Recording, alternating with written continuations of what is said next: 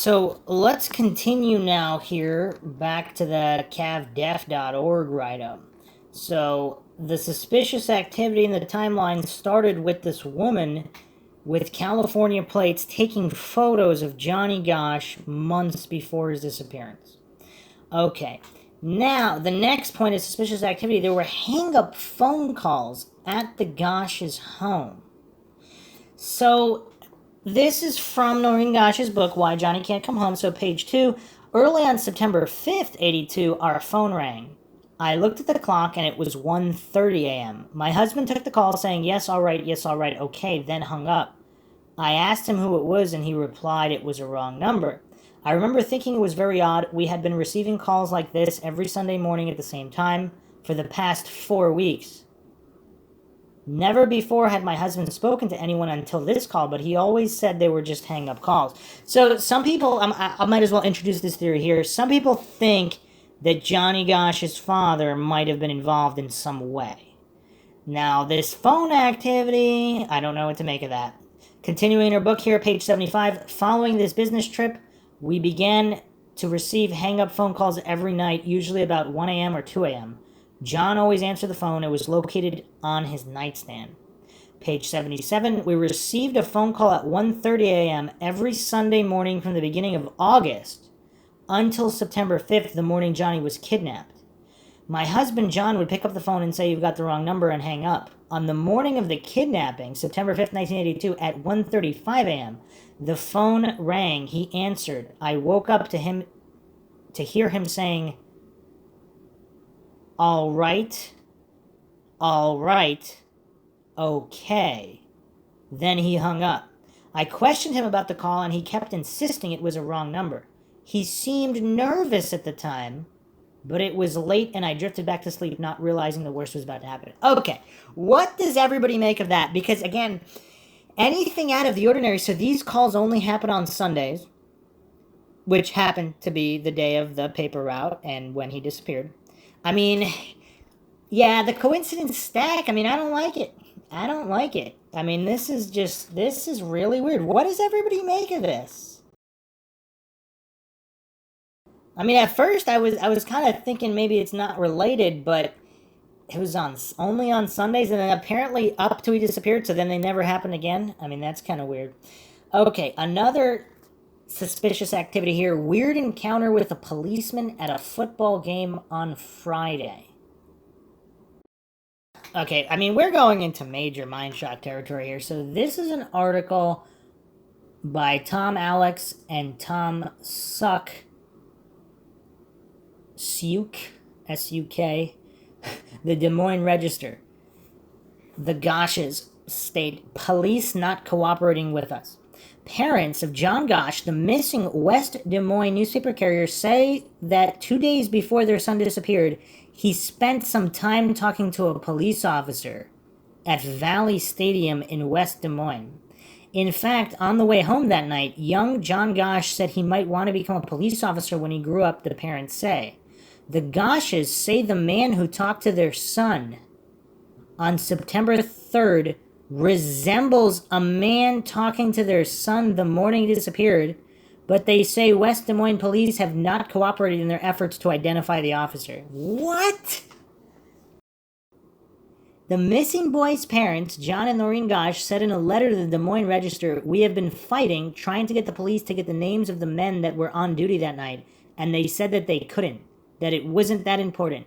Well, it is important because this man bears a resemblance to the composite sketch of the last person John Gosch was seen talking to. West Des Moines Police Chief Orville Cooney said he did not know the Gosches had been having a problem getting to see photos of the men. There were a total of 10 officers working the game that night, said Cooney. They have seen all but 2 of them, and we are going to get Polaroids of those 2. Well, what's taking so long? He has time to do all these interviews, but he doesn't have time to get the Polaroid? What? Relations between the Gosches and the police have been strained at times during the investigation. The Gosches continued their criticism of the police in the letter, saying the police investigation of their son's disappearance September 5th as he prepared to deliver his newspapers leaves a lot to be desired. West Des Moines police still do not have a set of fingerprints of our son for identification purposes. What? This is November 9th, 1982 in the Des Moines Register. This is unbelievable. What? Says the letter, nor hair samples, etc. Our private detective did this immediately when he came on the case. Over half of our son's customers on the paper route were never interviewed. Our private detective did this immediately. Noreen Gosch added that the police have still not released the composite drawing of the man who was seen talking to young John the morning he disappeared. Cooney said police had gone through the boy's room, but he said he didn't know if fingerprints had been lifted. At this point, fingerprints are not important to the investigation, the chief said. He added that he did not know how many people had been interviewed by the investigators, but I do know they interviewed an awful lot of people up there.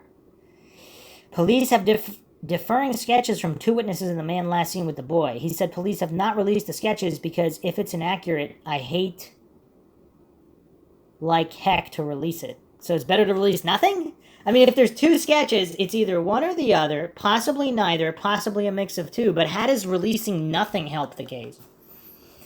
Asked how he responded to the criticism, Cooney said, I'd probably be saying and doing just what they are if I were them. I want to keep the pressure on too, but we're doing everything we can. Okay, so what do we make of this? So obviously a terrible response, but if one of the officers... I mean, this is kind of crazy. If one of the officers is one of the abductors, I mean, that could explain, if the police department is in on the conspiracy, I mean, that sure would explain why they're dragging their feet on the investigation, and they're only showing, like, some of the officers that were present, but... Wow, okay, so... Another issue here is the insistence by Johnny that he could go on the paper route by himself. So that's the other thing, too. So this is the first time ever he goes by himself. People magazine has an article here, October 10th, 1988. An anguished mother refuses to give up hope for the son who vanished 6 years ago. And it states here that there were 2 men seen talking to Johnny before the... Okay. Not one. Also, it states the Gosches have 2 other children, a daughter and a son, and that they are dealing with crank calls, death threats, and exploitation by people trying to capitalize on their desperation. So, here's Noreen Gosch.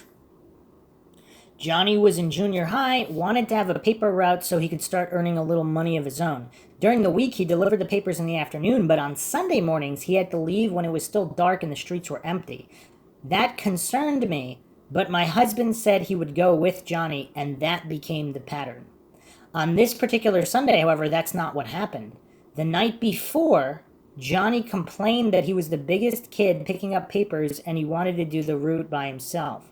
We said no. But the next morning, Johnny went off alone without waking his father. We were awakened by the phone at 7 a.m. as neighbors called to say they hadn't gotten their papers. A block and a half from the house is where Johnny's wagon full of papers was found, and then the dog had actually wandered home later. Okay, this is going to get totally MINDSHOCK land. So here's... Okay, so... My husband called the police. I began phoning the other newsboys who picked up their papers at the same corner. They told me about a man who had pulled up in a car, supposedly to ask Johnny for directions. A short time later, the man came back. The other boys said Johnny thought there was something weird about this guy. And he told them, quote, I don't like this. I'm taking my papers and going home, end quote. So something disturbed him so much about this guy that he's not going to deliver the papers. He's just going home. One of the boys heard our dog growling, and when he looked up, he saw a second very tall man following Johnny and attempting to talk to him. The man followed Johnny around the corner out of sight. Then the boys heard a car door slam. That noise also woke up a kid in a nearby house. He looked out of the window and saw a blue two-tone car run the stop sign and speed away. So there's some interesting details here in this People magazine article that weren't anywhere else here. The whole abduction sequence took no longer than 12 minutes.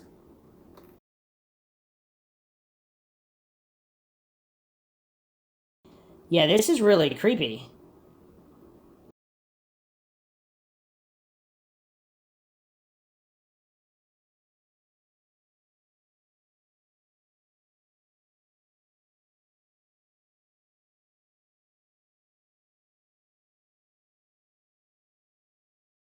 But yes, some interesting details there. And also, this was the first time that Johnny's going to go on the route by himself.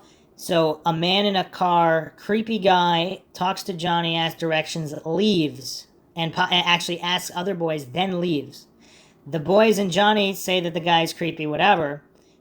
And then the guy comes back, talks to him again, and then leaves again. And then Johnny states he's going home now because something's not right with that guy. See, in these situations, I mean, what's the best course of action for him to, like, cut through the neighbors' properties and hop fences, get off the main road? I mean, it's just... And then the other boys actually heard a car door slam. I mean, that's crazy. And the door slam was loud enough that it woke up someone else in the house nearby who saw the car.